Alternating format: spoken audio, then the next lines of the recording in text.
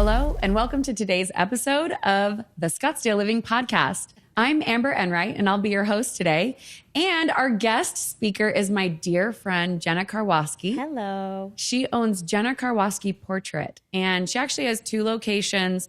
I met you about a year and a half ago. Yeah. And I want to tell the story about how we met really quick. I love it. So Jenna, I met her at, there's another group, and it used to be called Scottsdale Businesswomen. And I'm sitting at this table, and we're at Mountain Shadows in the back of, it's like Hearth 51, I think it's called. Mm-hmm. It's beautiful. You can see Camelback. We're just sitting there, and a lot of women are introducing themselves to each other. And Jenna walks in and she owned the entire room. I thought she knew everyone in there. She's like, "Hi, oh my gosh, it's so good to see you." That was the first thing that came out of her mouth. And it was like we had been friends for like 10 years. Yeah. It made me feel so warm and welcome. And ever since then, I realized, wow, 1, I have amazing things to learn from this woman. And number 2, her confidence is through the roof. And I love women who have amazing self-worth and self-confidence. So thank you for that. Like right off the bat, amazing. And then I want to flip it to you and talk a little bit about your business first. Thank you. But so Jenna Karwoski Portrait. Correct. Tell me a little bit about your business. Well, it didn't start out as Jenna Karwoski Portrait. It started out as Perfect Image Productions, actually, back in 2005. Okay. So I was not a photographer. My husband was a hobbyist, and he liked technology, and he's got an entrepreneurial spirit. And so while we were still dating, before we were even engaged, he was like, "Hey, do you want to start a business together?" Wow. Mm-hmm. So were you frightened or excited? I was excited. That's cute. I'd be like, what? I met this guy, and first of all, let me tell you, I said no. I was like, that's a stupid idea, because we weren't even engaged. I was like, I am not getting to start a business with a man that I'm dating. Mm-hmm. Well, I didn't say that to him. I just said no. Well, like a month later, he proposed, and I was like, it's a great idea. I can stop working for corporate. That thing you brought up. Cool. I was working a customer service job and just like trying to grow up the corporate ladder as high as somebody without a college education could, and I was fine with that. But then as soon as I got into this with him, I realized this is my thing. Not photography specifically, because I didn't know a lick about photography. Wow. Yeah. I love that, by the way. I've heard you say that many times. And I think it's one of the most amazing things that I know so many people who have done amazing things and made wonderful money and supported their families and created their own stability. And you always go back to without a college degree. And I think that it's actually with drive. Yeah. Drive that I didn't realize that I had. I think that's the most amazing thing. I agree. So many people need to be spoon-fed things. And I do agree with, like, for example, law and medicine. But there are many people out there who did waste a lot of time and money on a degree that they probably don't use to fulfill as much joy and meaning and purpose as you do with photography. So something else is, if you've ever seen photos of me that look amazing, they were all done by Jenna. They're on my story right now. I have some, actually, so the day that we did my first business headshots together, Jenna was like, "We have to do this." And I was like, "Oh my gosh." So we were planning it for like a couple of months. Well, can I just interject there for a second? Because I have to take it back to, and we'll, I'm sure, revisit this later. But when I met Amber, I adored her right away, but I didn't know who she was. I didn't know that she was a part of anything. She actually came to a networking event that I was throwing at my house 2 weeks later.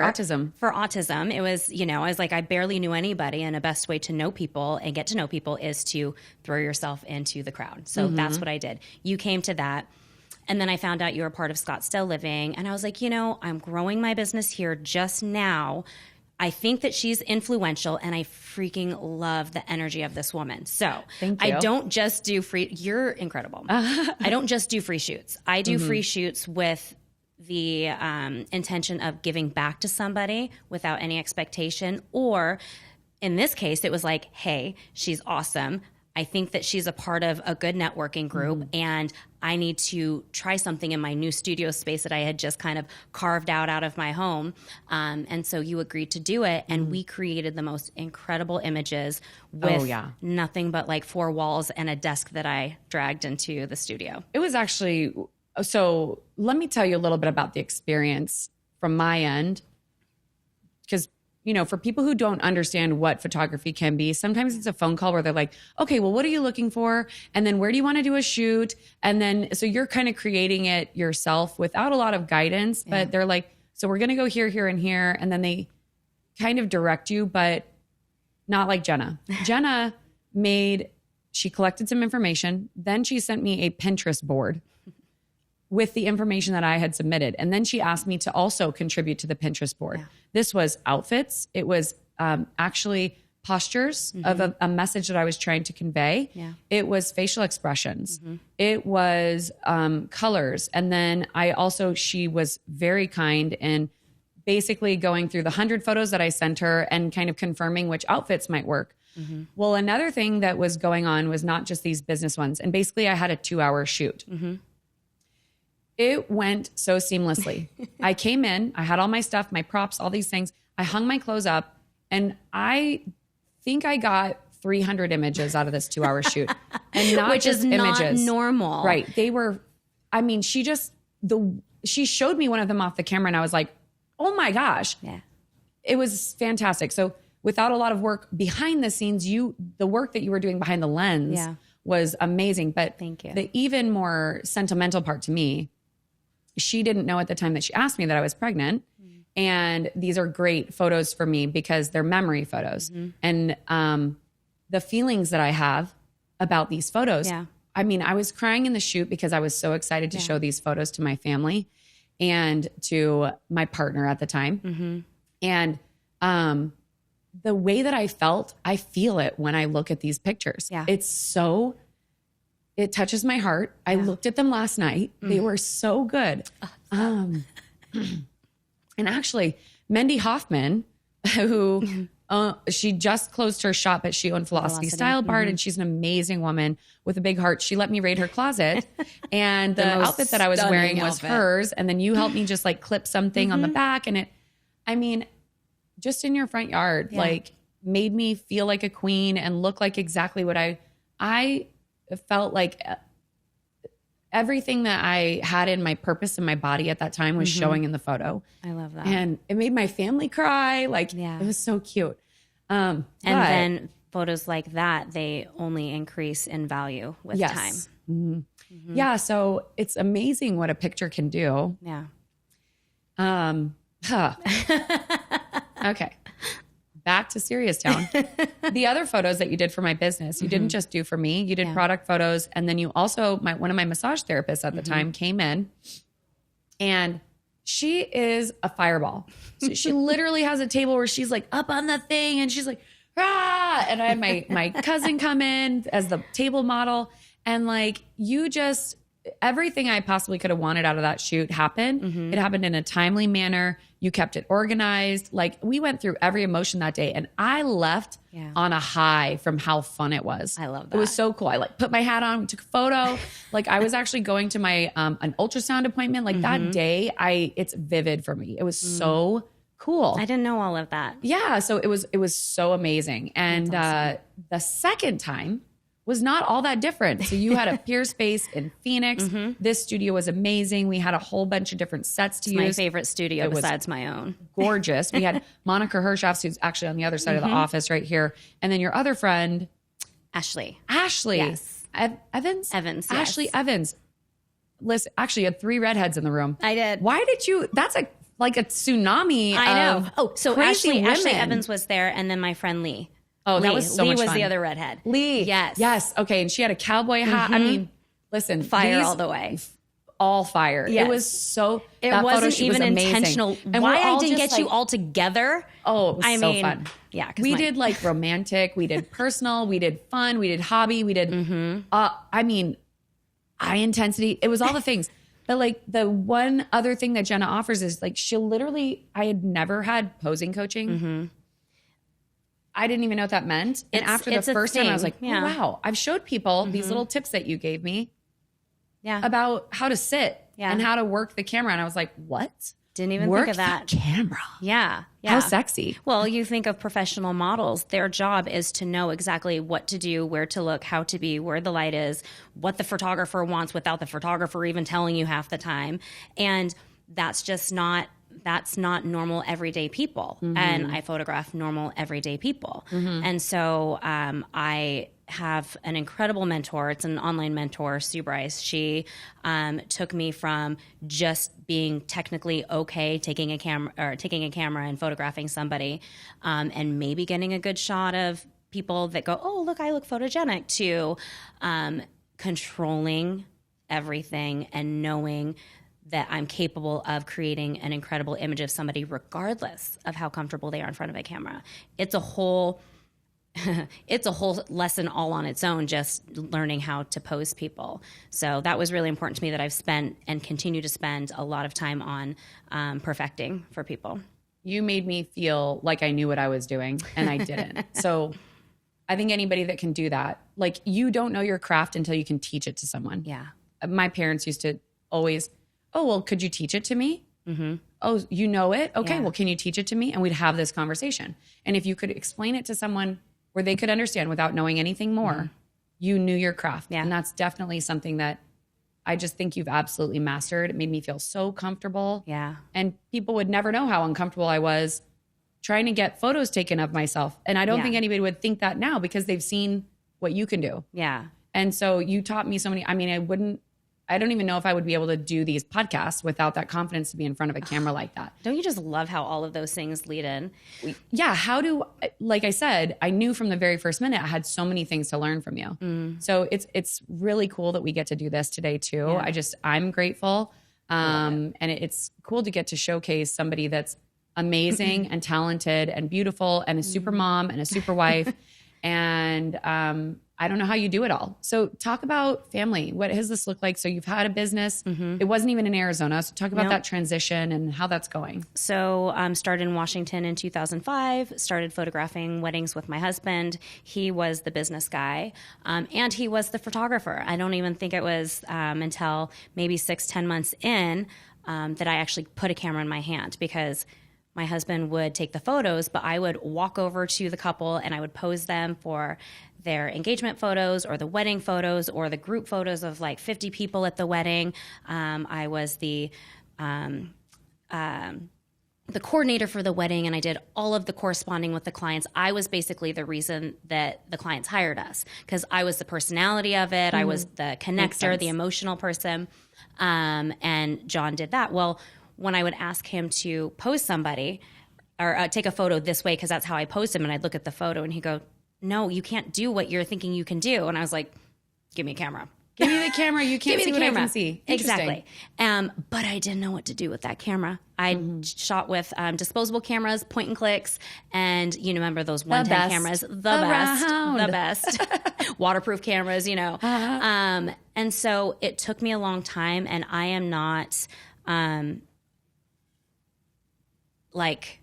inherently, I am not technically savvy. Okay. So John gave me a couple pointers. First, he handed me a book and he's like, here, read this. And I'm like, I don't know what this, I'm more of a hands-on person. Who I am actually has come through the process of learning, all of these, 15, 16, 17 years. So I slowly learned, I put my camera on manual, and actually, no, I didn't. I did it on aperture priority, because that was like the easiest way to go. I don't know what any of that means. So it's okay. Good job. It's the function that creates a cool depth of field. People will be like, oh, that's a professional photo. Now the iPhones do it. They've got the portrait mode. Well, that's aperture. So when you've got the blurred background, that is, how shallow. That's my favorite. I know. So to go back really quick on when you can teach somebody, that's when you know that you're a master of your craft. Well, I knew what I needed to know to do what I needed to do for 6-7 years doing weddings. Wow. I slowly learned how to shoot manual, which means you're telling the camera exactly what to do. You're not letting the camera decide how much light is there, how much depth do you want, do you need to be able to capture something, still, even if it's moving like a flying bird. And so I had to learn all that. And my brain does not just pick that up. It took those thousands and thousands, 300 weddings that we did over 10 years to become proficient in what I do. And so that took me a long time, but I had no idea how much more growth that I still had to go. And when we quit doing weddings in like 2012, 2013, we had a brick and mortar studio. Right after 2008, we thought it was a great idea to open up a brick and mortar because our business was going well, even though the world was going to hell in a handbasket financially. Well, it took another like 10 months for the market to come back and hit us when we'd had like a $10,000 a month commitment to this space. So that's another story all in itself. Okay. So we went through all of that, which was great because I got to learn so much about what it looked like to actually run a business. And again, my husband was doing most of the business stuff. I was still doing the people things. Our daughter was practically raised in the studio. She would take her naps there. She would go to bed there in the shoot studio in a pack and play. And then at 2:00 in the morning, after we were done meeting with clients, done editing, done doing all the emails, we would drive back home, sleep for a few hours, and come back and do it again. Okay. So that's, wow. kind of how You're really it was then. living like the business. Yeah. It is amazing because so many people do not understand the dedication and the time that it takes for business owners to do the business. It's not just about the product. It's about so the business little about surviving. the product. It feels like. And how much time you have to carve out outside of that. And it's a massive sacrifice. It's a massive sacrifice. And you're also trying to make sure that you're creating something that you can create stability for yourself. Yeah. You don't rely on other people and you're creating it not just for you, you're creating it for the generation underneath you of, something that you can build and you could hand off, you could sell it. Yeah. A lot of times you're like building something that it's your own nest egg that you've created. Yeah.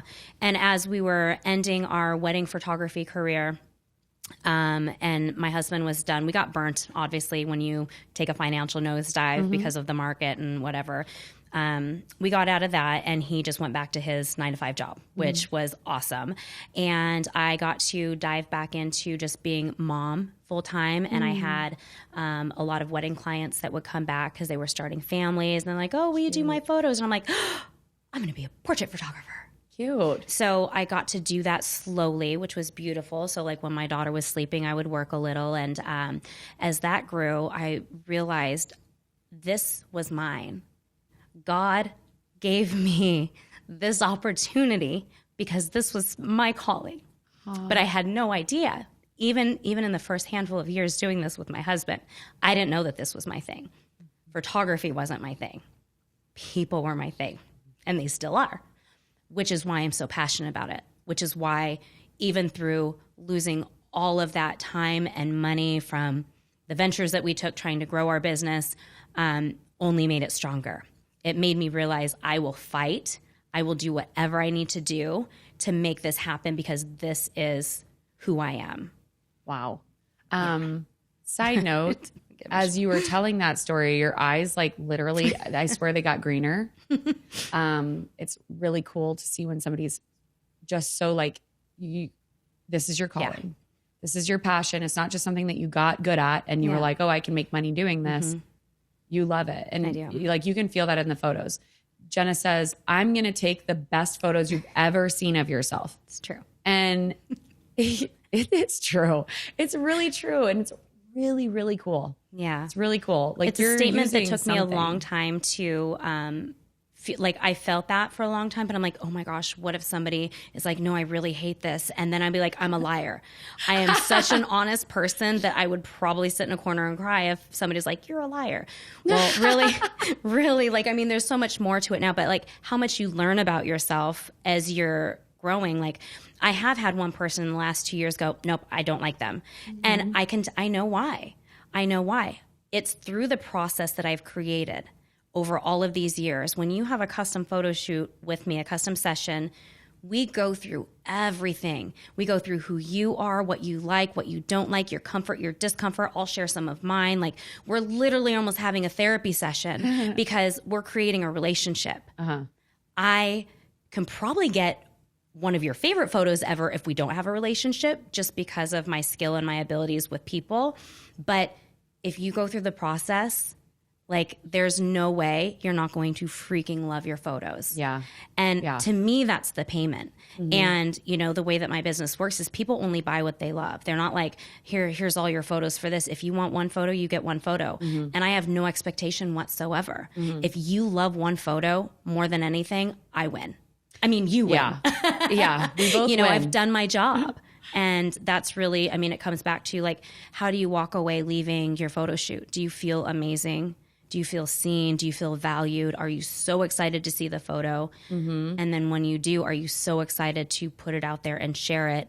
You know, and on a business perspective, like, you can't wait to make that the new face of your business. And on a personal, you've got the most incredible, beautiful Facebook profile photo ever. I do. I love it. I'm obsessed with it. And then there's like tens of 20s of hundreds of comments. And I'm like sitting in the background going, oh my gosh, I helped them to feel that. Yeah, no, it's 100% true. And it's just kind of insane how you take something so static, you put a person in and you draw so much out of like their eyes, you know, and it's really cool. Yeah. But so how do you balance, you know, you have a husband, you have Ellie, you know, and John and Ellie are supportive, and then you also are supporting them, and school just started and you're doing the bus back and forth thing and homework. And how do you balance all this? No bus. I get to take her to and from. Right. Yes. You are the bus. Yes. You're the bus. You're mom bus. I'm mom bus. And now she's in high school. So I'm mom busing through a bunch of high schoolers driving, almost hitting me every day. And I'm like, but I won't make her sit on the bus for an hour to and from school. Wow. I just won't do it. Where is she going? She goes to Westwood. She's in the IB program. I don't know what that means. It's, I'm going to say it wrong, International Baccalaureate. It is like this really cool program that... like a pre-college? Kind of. Cool. Yeah. So like the class she's in now in 9th grade, she's got juniors and seniors in those class. That's their honors. Cool. Yeah. So it's basically very much academically focused, where if she decides to go to college, she'll have her pick. And they have scholarships that will pay for the whole thing. Yeah. So she's a great singer. I got to see you do karaoke. I got to see John sit in the chair while you were like, yes. It was so much fun. And I had like the best time getting to know you and your family. You guys are always like hosting things. Yeah. We love serving great people. Pool. Yes. They have a giant saguaro in their yard named Bob. It's like literally just... He's a couple 100 years old. He's got to be what, like... I'm not very good at I don't know how to 50 age feet? saguaros. That's not in my skill set, but he's huge. He has 5 or 6 arms, something like that. And part of the top of him had fallen off many years ago. So he was like Top 7 hat. feet taller. Top hat. Thankfully, it wasn't while we lived there, but yeah. Okay. Yeah. But get off topic every time. Work-life balance. I don't know if there's ever like a really, really perfect way to do work-life balance. You have to find what works for you. And it's trial and error and not giving up. And it changes, you're right. And it changes seasonally based on what your family's doing. So, you know, when we lived in Washington, my husband was working for a startup tech company and he was working 18-hour days. So my work days were 100% while she was at school, but I was also volunteering on the PTO. So I kind of split it that way. But I chose how much business to do based on how much time I had. That's one of the beautiful things about doing what I do is I don't have to, I mean, the business is not going to run me. I'm running the business. Listen, it's Friday and we're doing podcasting. Hell yeah. I have a business, you have a business, and we're doing this stuff. And it's really cool to be able to be flexible like that. Like sometimes when I realize that I'm being overly addicted to my work, I have to step back and I'm like, wait a minute. I said I was going to stop working on Fridays at 2 p.m. Yeah. I said that because I know that I have 3 hours worth of something that I need to do and or I'm insane by the time that I finished at Friday at 2. Exactly. And I have to keep my promise to myself for these things. And only these 2 conditions will change that. Yeah. You know, so I remember, you know, working 7 days a week. And every entrepreneur has that story where they're like, they finally let it click. And sometimes the big reward was finding when they could turn a little bit of me time on or family time on or... Oh, hallelujah to that. Yeah. That took forever. And now I love my work more. Now I love my work and I'm a happier person. You know, like after my husband was done doing the startup, he got furloughed, you know, good old COVID, right? We swapped roles. And I was like, well, let me see if I can hustle and strum up something within my business, which I did. There was a lot of seniors that were no longer getting to have a prom or a graduation. So my business picked up with seniors, headshots and branding, which is around the time that I was like, ooh, I really need to get into this market, because I was doing primarily portraits, just, personal portraits before that. And so as I was doing that, like, I started getting burnt out a little bit. Why are you laughing? No, I was like wiping my nose and thinking, I hope that's not on the whole shot. And you're trying to tell your story, and I'm like taking a drink and wiping my nose. It's real life, right? Yeah. Like, this is just conversation. Yeah. I'm like, okay, we're on a podcast, but it is a video. And back to your story about seniors. So when I was working, I was starting to feel burnout. And so that's when part of my personal life started to grow, in that I was like, I need what I need. What does Jenna need? And as a mom, and as women in general, I think a lot of times we put that on the back burner. Right? And that could be a whole episode. Yes. So one of the things with my mentor is she was not just a photography mentor or business mentor. She was a self-value mentor, all of the things. Like, she's literally changed my life. She actually moved here to Arizona like 2 months before I did, and I didn't even realize it. Wow. She was coming. I know. That's super, cool. super random. But I've still yet to meet her in person. That's cool. But I started making time for myself and demanding it, which is not always easy when you've lived a decade plus being a certain way within your family. But yeah, I started pulling that time back for myself, which allowed me then to give back more to my husband, to my daughter, and to my business. So now that's an integral part of what I do. So just this year, when you're talking about working 7 days a week and all of that, I knew that with my daughter going into high school, I wanted to get back involved in being a part of the school stuff. So PTO, PTA.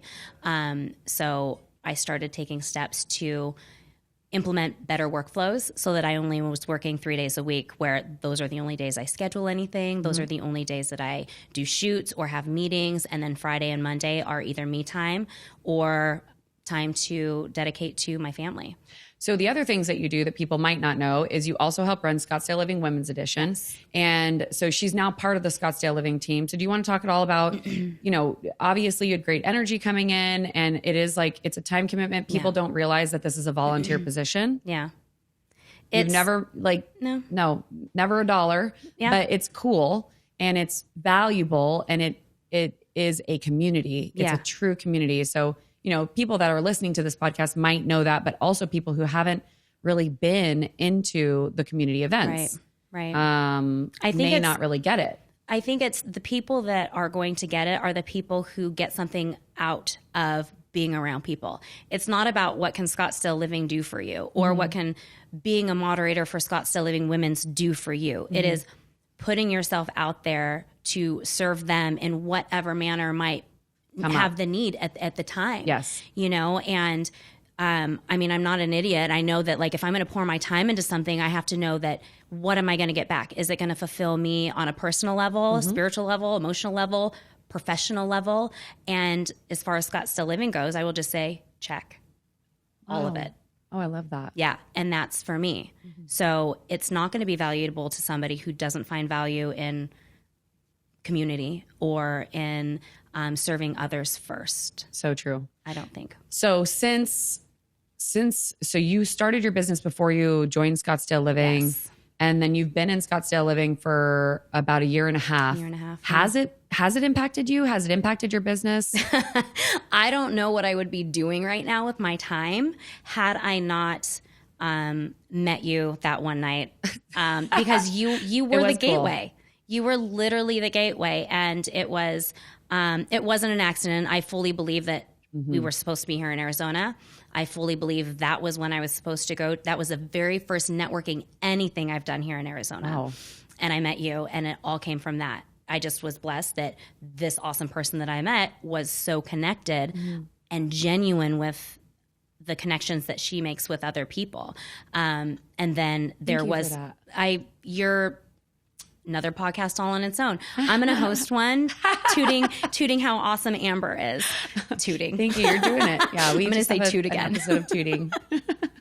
One full toot episode. I love it. But no, it's been one of the main reasons. Actually, I could say it all stems from Scottsdale Living. Oh, that's cool. Because not only did it open me up to this community that I got to be a part of it growing. I know it was around before I came on board, but I think the growth has really been in the last, 12, 16 months. And to be a part of it's been fantastic. It's opened me up to another networking group that we're a part of. And it's the only reason that now anytime somebody asks for a photographer of any kind, but specifically headshots and branding, my name gets put out there. Oh, you are absolutely. And over. Yeah, you're blown up because it's like, I mean, everybody has seen your work now. Yeah. And you are like in my opinion, our very best headshot photographer. Thank you. I have also gotten to experience it. Yeah. So maybe I have total bias in saying that, but I also love recommending people that I have done business with. Right. So that's something for me. And that's actually how I got involved in Scottsdale Living. So I didn't want to just recommend Did you know people. that you were going to be like a networking kind of person? No, I just, honestly, it was a little bit about humble marketing for me because I knew I also wanted to grow my business and I knew who I could recommend and I started doing that and it was just kind of behind the scenes. And then when John had an opening, he actually can look on the groups and see who's done the most commenting and who's gotten the most responses and how they interact. And so that is actually, I think, probably why I was added into it. And then my responsibility level was I was spending a good amount of time doing that part. Now my role has shifted from managing, people on a group to managing people in person and helping make sure that people feel connected and seeing what I can do to help them. I mean, John Doring is amazing at that. He literally bends over backward for people all the time. You never see him because he's always behind the scenes unless you come to one of the meetings, but he's doing I mean, we need to interview him. 47,000 people in the main group. 14,000 business owners. If you had even a third of those, which I think it's more than that, reaching out every month to ask for something, it actually can become very overwhelming and hard to handle because you kind of have to go through like a triage system of like, what is this for? Is it real? Unfortunately, we've had a lot of like scammers in the group that are looking for something that we really can't offer them. And so showing up to a meeting where we can see you and get to know you a little bit, an event where you're kind of putting your time in front of us so that we can also help time manage because I would love to have a one-to-one with 1,400 members.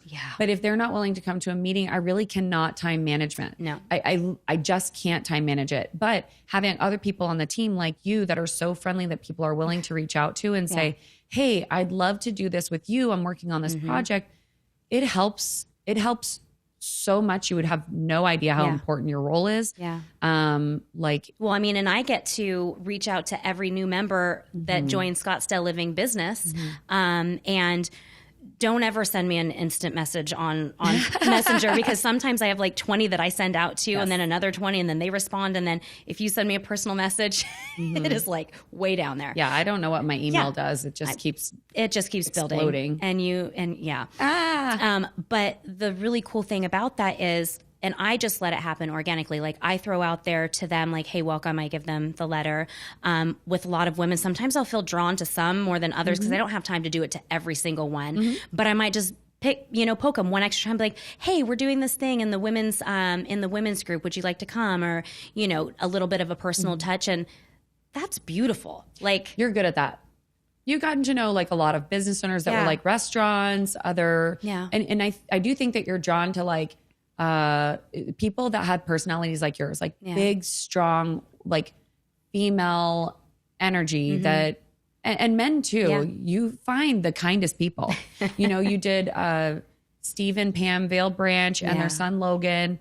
And, you naturally attract people like a flower. And it's really cool to watch you in your like bloomed states. And it's awesome. I think you definitely belong in that role and you connect well with women, which you probably, I don't even know if I've shared this, but I actually struggle with that piece. And so it was something, it was, again, as you grow and you go into new areas and you have different projects, you go through these growth phases. And so I learn a lot every single time I interact with women. Yeah. I interact with business owners. I learn something every time. Just so I don't always do it right. You're learning more as you take, walk through another door within, the Scottsdale living, or really with anything else. Any of them. Right. But I learned how much I love networking because it's not just business.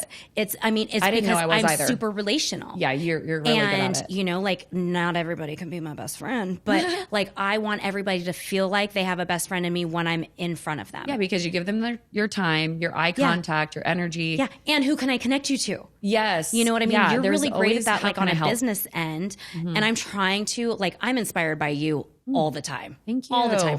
Absolutely. Dang, girl power all up in this episode. High five. Let's Can we reach? get it. Yes. Yeah. Try not to touch the microphone because I usually mess this thing up. I didn't. I already saw that 2 episode. seconds. I'm like, coffee, sneeze, wipe the nose. Good. We should come up with a little jingle. Coffee, sneeze, wipe the nose. It's like the wallet watch. Anyway. So how do we get in contact with you if we want to experience the Jenna Karwoski portrait experience? Yes. How do we do it? Well, the best way is through my contact form on my website, which is jennakportrait.com, because then that goes right into my CRM. And if you're a small business owner, you know that anything that you can make work without you having to do anything extra is the best. Or my email is info@jennakportrait.com. I'm also Jenna Karwoski Portrait on Facebook and just Jenna Karwoski on Instagram. KARWOSKI. Awesome.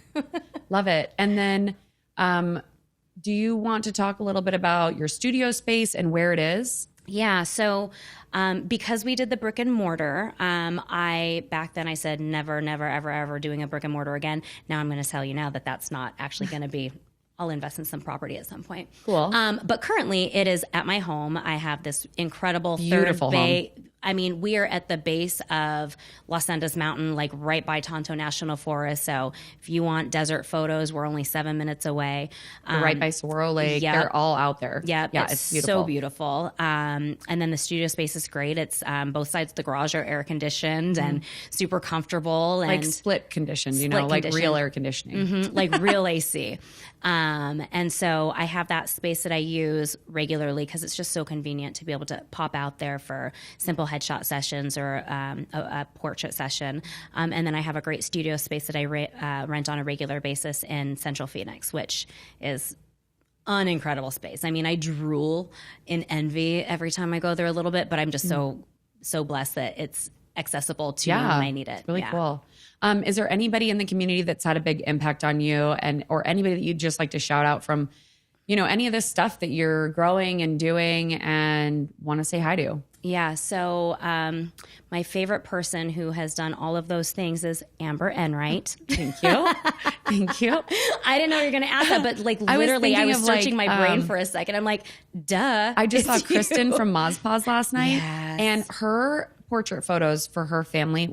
Yeah. And her little daughter, Spencer. I know. I love little Spence. My daughter loves little Spence. She has a whole thing where she thinks that I'm an actual princess. Ariel.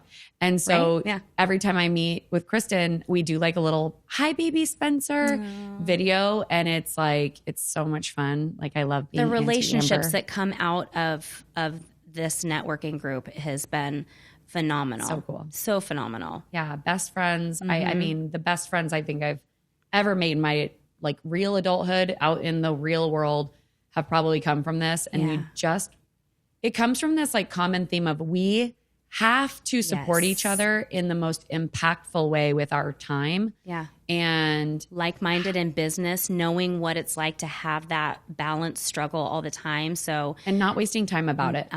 Because we don't have the time to waste. Exactly. And it's not all about the feeling. It's about getting things done. And I think that's one thing I love to throw emotion around and I love emotions. But on the business end of things, there is a lot that needs to be done. And you cannot give all of it to everyone So, you know, showing up for yourself at some of these things is really, really crucial. Yeah. But yeah. And it fills a personal bucket as well. You know, I'm not check. When you're not seeing me at, you know, Scottsdale Living, I'm at home doing work. Like I don't go out and have cocktails, and I don't go out and do all of these. Well, I do. We did for karaoke. We did for karaoke. We may have had a cocktail at Gallery Bar. A couple bottles. So fun with G-Man, and it was so much fun. Yeah. We have great events. We do. We do Like the third Friday best. of every month, right? That's amazing. Yeah. Yeah, And we try. yeah. Second or third Friday. And then like we have community events. But anyway, I really want to thank you so much Amber. for being on today, for being part of the group, for bringing amazing energy every time you show up. I love the portrait of you as like a great woman for the community. Somebody that people can come to.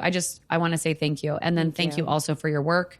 I hope that this brings you personal business and a lot of friendships, because I think once people get to know a little bit more about us, it really opens this whole thing where people you didn't know Knocks down the wall if there was one. Yeah, they reach out and they're like excited because they know something and they're ready to connect with you in a better way. And I always think that that's a little bit more fulfilling as well. So absolutely. Thank you so much, Jenna. Thank you. You're amazing. Appreciate you. Yeah, we'll have you on again. That's been our episode today of the Scottsdale Living podcast. We'll see you again soon.